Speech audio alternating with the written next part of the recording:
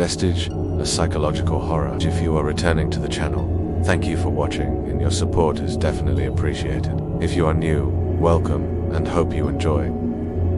Feel free, if you don't, I'll be very sad, but feel free to leave comments and ideas. We are about to get into the story, but really quick.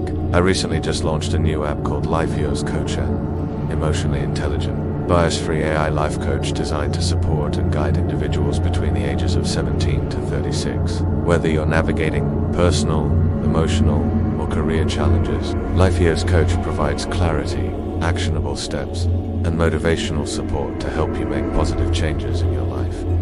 Now back to the story. The morning began the same way it always did. A pale blue room. The ceiling hummed softly with artificial daylight. Jonah opened his eyes to the sound of a chime. Melodic, sterile, like a hospital's lullaby. "Good morning, Jonah," said the voice. Female.com familiar. "You are safe.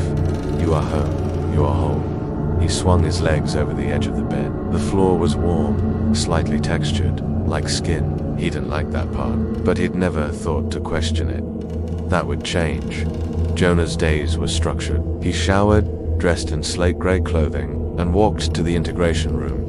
Along the corridor, other people passed him, each with blank, polite smiles and eyes that looked a beat too slow. "How's the weather?" one asked. "It's inside," Jonah replied.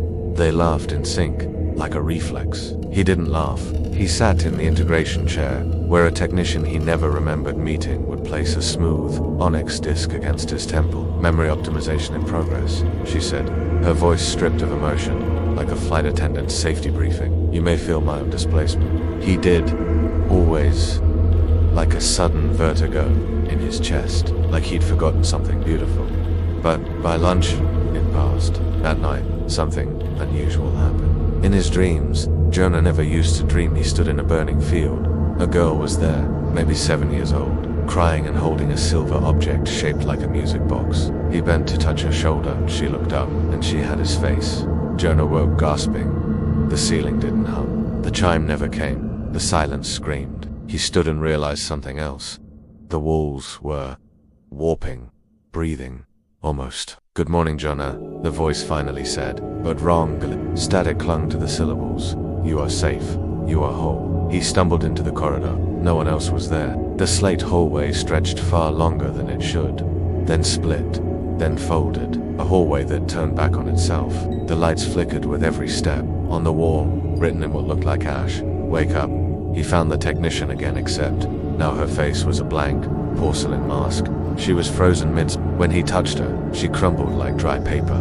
Something inside Jonah snapped. He ran, sprinting down the corridor, deeper into the unnatural angles. He passed rooms with glass walls where copies of himself sat on endless loops, eating, laughing, crying into mirrors. In one, a Jonah screamed silently at a wall. In another, he disassembled his own hands. In the farthest room, a single door pulsed red. He opened it. The space inside was dark, but warm. He stepped forward and saw a massive screen. On it, a log file. Thousands of entries. Patient Hemerian condition. Voluntary self-isolation. Recursive. Cognitive simulation loop reason. Trauma containment protocols. Subject chose subconscious exile following. Redacted. Event. Status 1183rd loop containment. Stable identity degradation at 63%. Jonah stared.